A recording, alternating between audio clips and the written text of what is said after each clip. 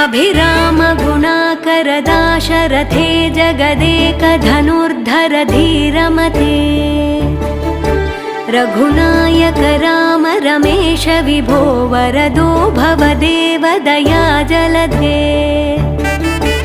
अवनीतनया कमनीय करं रजनीकर चारुमुखाम्बुरुहम्